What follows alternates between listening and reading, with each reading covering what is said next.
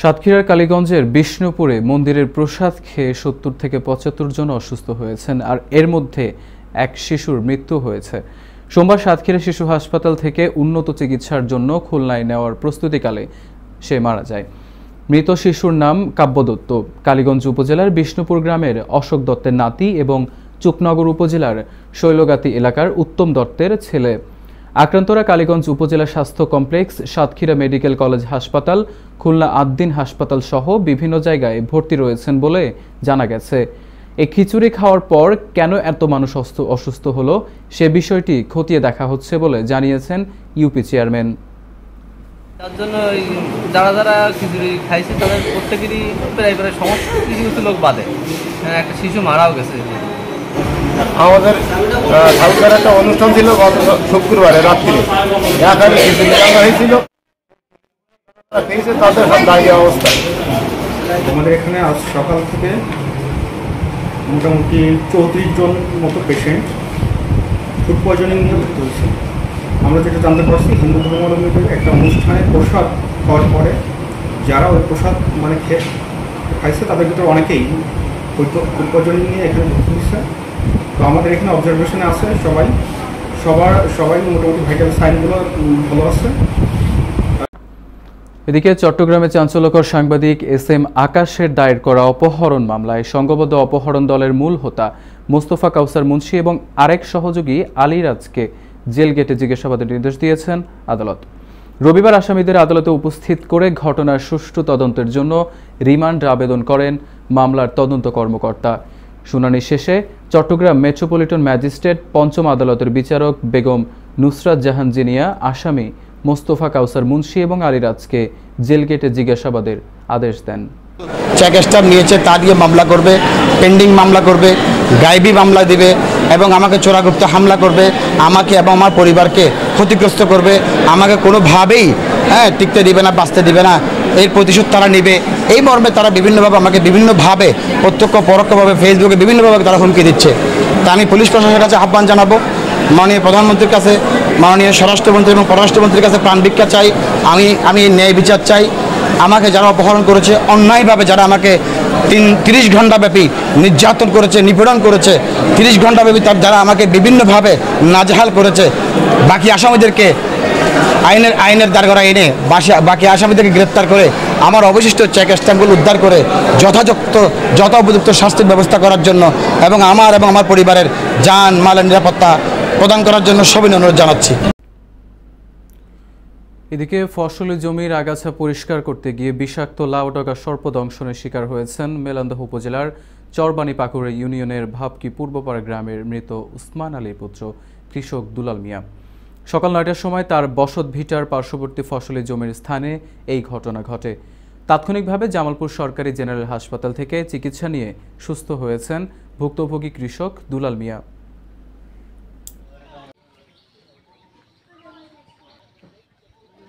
কামড় দিছে, এক কামড় দিয়েছে চট্টগ্রামে ছাড়াইছি, আর এক কামড় দিয়েছে যাই দিয়ে ছাড় না, দুই যাই তিন যাই দেওয়ার পরে চটকে যাবে। পরে কি অ্যান্টি ভেনম দিয়েছেন নাকি? কোন হসপিটালে গেছিলেন? এদিকে রংপুর জেলার পীরগাছা থানাধীন গঙ্গানারায়ণ এলাকায় জমি জমাকে কেন্দ্র করে পূর্ব পরিকল্পিতভাবে ধারালো ছোরা, লাঠি এবং লোহার রড দিয়ে পিটিয়ে হত্যা করেছে প্রতিপক্ষরা।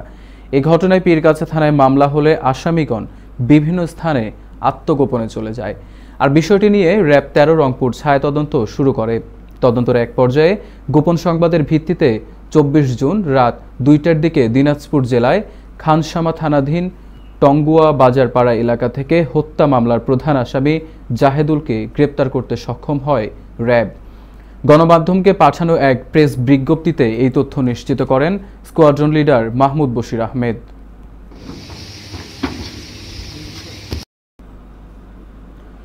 খুলনাস্থ ভারতীয় সহকারী হাইকমিশন অফিসের আয়োজনে আন্তর্জাতিক যোগ দিবস উদযাপন করা হয়েছে। খুলনা মহানগরীর শামসুর রহমান রোডস্থ ভারতীয় সহকারী হাইকমিশন অফিস চত্বরে এই যোগ দিবস উদযাপন করা হয়। অনুষ্ঠানে প্রধান অতিথি ছিলেন ভারতীয় ভারপ্রাপ্ত সহকারী high commissioner Shri Sandeep Kumar. Yoga for harmony and peace প্রতিপাদ্যে অনুষ্ঠিত ইয়োগা দিবসে ভারতীয় হাই কমিশনের কর্মকর্তা কর্মচারী, বিভিন্ন রাজনৈতিক, সামাজিক, সাংস্কৃতিক এবং গণমাধ্যম প্রতিনিধি এবং সুশীল সমাজের প্রতিনিধিবৃন্দ উপস্থিত ছিলেন। আন্তর্জাতিক যোগ দিবস উদযাপন অনুষ্ঠানে বিভিন্ন আসন, মুদ্রা, অনুশীলন এবং কলাকৌশল প্রদর্শন করা হয়। অনুষ্ঠান পরিচালনা করেন ইয়োগা ভাইভের ইনস্ট্রাক্টর বেনজির জ্যোতি। চলে আসো, শ্বাস ছাড়তে ছাড়তে উঠে আসো, মজবুত করে, যার মাধ্যমে আমরা অনেকে আছে দেখবে। বাংলাদেশ আওয়ামী লীগের ৭৫তম প্রতিষ্ঠা বার্ষিকী উপলক্ষে জয়পুরহাটের ৫ বিবিতে পৌর আওয়ামী লীগের উদ্যোগে সারা দিনব্যাপী বর্ণাঢ্য আয়োজনের মাধ্যমে প্লাটিনাম জয়ন্তী যথাযোগ্য মর্যাদায় উদযাপন করা হয়েছে।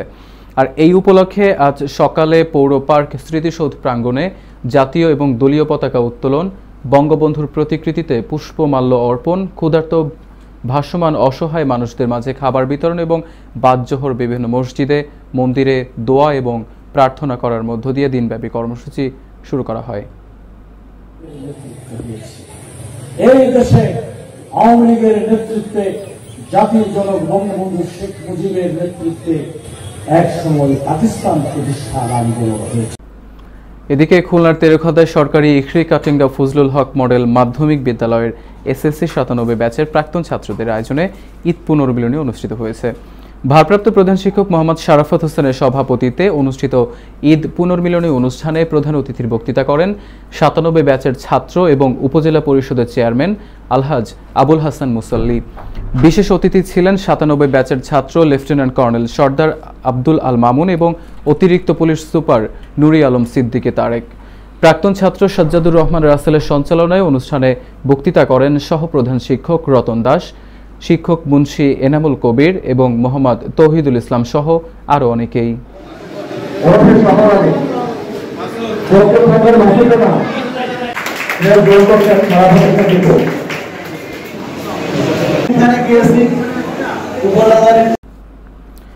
এদিকে পটুয়াখালীর দুমকিতে সরকারি জনতা কলেজের সদ্য ঘোষিত ছাত্রলীগের কমিটির আনন্দ মিছিল এবং মিষ্টি বিতরণ অনুষ্ঠান অনুষ্ঠিত হয়েছে। সোমবার সকালে সদ্য ঘোষিত কমিটির সভাপতি এবং সাধারণ সম্পাদককে অস্বীকৃতি জানিয়ে সহসভাপতি আবু সাইদ হাওলাদার এবং যুগ্ম সাধারণ সম্পাদক আবু সুফিয়ান সুধার নেতৃত্বে কলেজ ক্যাম্পাস থেকে একটি আনন্দ মিছিল বের হয়ে উপজেলা শহরের প্রধান সড়ক প্রদক্ষিণ শেষে ক্যাম্পাসে এসে মিষ্টি বিতরণ করা হয়।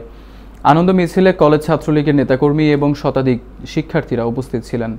পরে কমিটির সভাপতি এবং সাধারণ সম্পাদকের নেতৃত্বেও একটি মিছিল বের করা হয়। এবং আমি ১ নম্বর সাংগঠনিক সম্পাদক হিসেবে বলতে চাই যে সিনিয়র সহসভাপতি মোহাম্মদ আবু সাইদ হাওলাদার এবং যুগ্ম সাধারণ সম্পাদক মোহাম্মদ আবু সুফিয়ান সুধা তার নেতৃত্বে সব ছাত্রছাত্রী, সাধারণ ছাত্রছাত্রী মেনে নিয়েছে। এজন্য আমিও তাদের সাথে একমত এবং সরকারি জনতা দলের ছাত্রলীগ তাদের সাথে, প্রত্যেকটি কর্মী তাদের সাথে আছে, ছিল, থাকবে। এদিকে চাঁদপুরের ফরিদগঞ্জে দুর্বৃত্তের আগুনে পুড়ল ২ পরিবারের স্বপ্ন তথা আয়ের একমাত্র উৎস পিকআপ ভ্যান। উপজেলার গুপটি পশ্চিম ইউনিয়নের শোলদারা গ্রামে সোমবার রাতে এই ঘটনাটি ঘটে।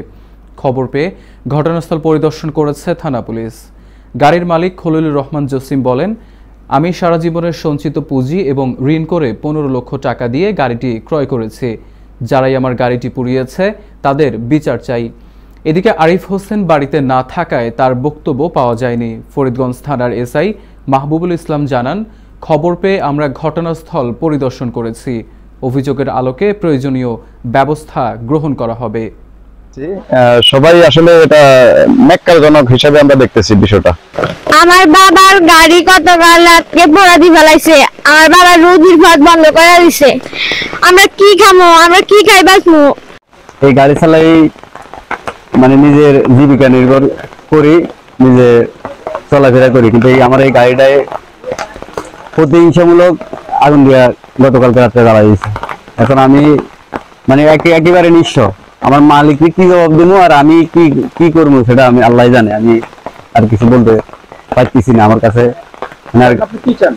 আমি একবারে সুস্থ বিচার চাই। যারা প্রতিহিংসামূলক আমি গাড়ি এখানে রাখার কারণে আমার হুমকি দামকি দিয়া শেষে আমার কালকে রাত্রে আমার গাড়ি জ্বালা দিছে, তাদের বিচার চাই। আমি সুস্থ বিচার চাই।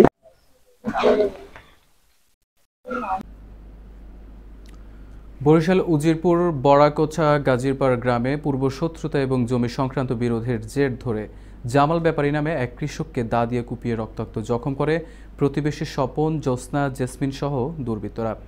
বৃহস্পতিবার সন্ধ্যায় বড়াকোচা গাজীরপাড় গ্রামে এই ঘটনা ঘটে। আহতকে স্থানীয়রা মুমূর্ষু অবস্থায় উদ্ধার করে প্রথমে উজিরপুর উপজেলা স্বাস্থ্য কমপ্লেক্সে নিয়ে যায় এবং পরে বরিশাল শেরেবাংলা মেডিকেল কলেজ হাসপাতালে ভর্তি করে। এই ঘটনায় উজিরপুর মডেল থানায় মামলা দায়ের হলে 2 জন নারী আসামিকে গ্রেপ্তার করে পুলিশ। পরদিন তারা জামিনে বেরিয়ে এসে বাদীকে হত্যার হুমকিও দেয়। প্রশাসনের ঊর্ধ্বতন কর্তৃপক্ষের কাছে আশু সুদৃষ্টি কামনা করে ভুক্তভোগী পরিবারটি।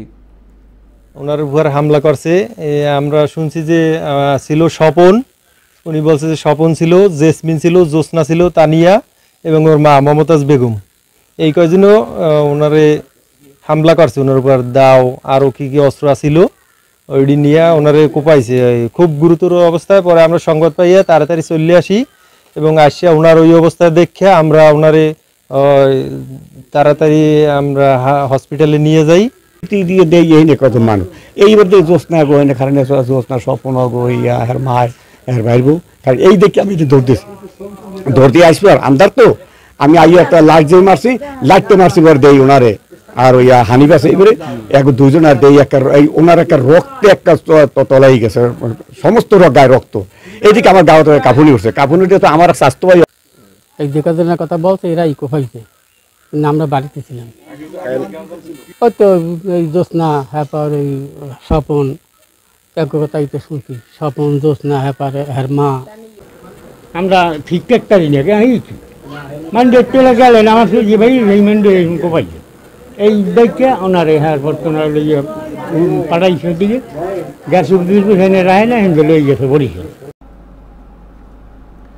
এদিকে ঝালকাঠি নলসিটি ভবানীপুর গ্রামে পূর্ব শত্রুতা এবং জমি সংক্রান্ত বিরোধের জের ধরে হত্যার উদ্দেশ্যে শহীদুল ইসলাম শাওন নামে এক দিনমজুরকে রড দিয়ে পিটিয়ে হাত ভেঙে দেয় একই বাড়ির জসিম, নবীন, নাইম, নীরব, খাদিজা সহ অনেক দুর্বৃত্তরা।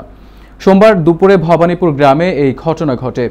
আহতকে স্থানীয়রা উদ্ধার করে প্রথমে নলসিটি উপজেলা হাসপাতালে নিয়ে যায় এবং পরে বরিশাল শেরেবাংলা মেডিকেল কলেজ হাসপাতালে ভর্তি করে।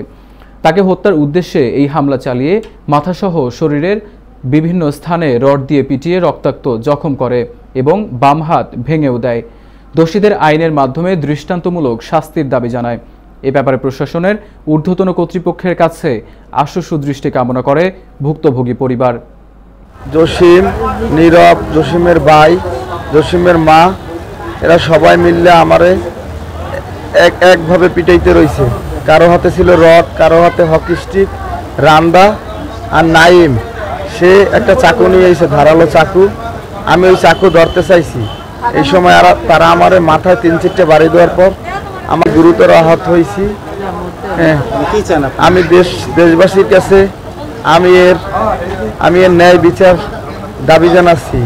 আমি জসিম, নাইম, নবীন, মুরাদ, খাদিজা, হেনামণি, নাসিমা আর ছেলেরা আমার মারি ফেলাতে, আমার এর বিচার চাই। স্বামীরই মারি ফেলাইতে চাইছে জসিম, জসিমের বউ, জসিমের মা, জসিমের ভাই, জসিমের আরো চাচাতো ভাই, আপন ভাই, তার মা, এরা সবাই। কেন আপনার স্বামীর সাথে তাদের সাথে কি আসে? স্বামীর বাপের সাথে দ্বন্দ্ব ছিল, সেই আক্ষেপ মিঠাইছে আমার স্বামীরে দিয়া।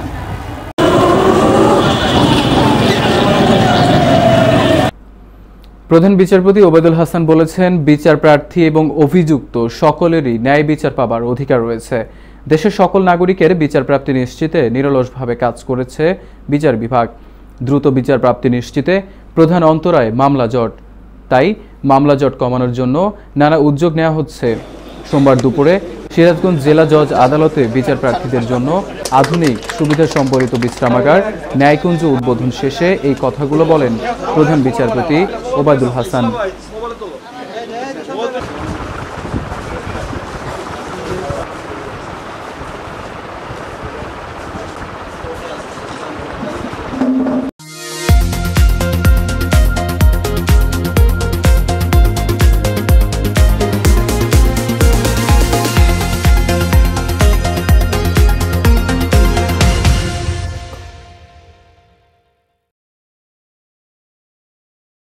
Thank you.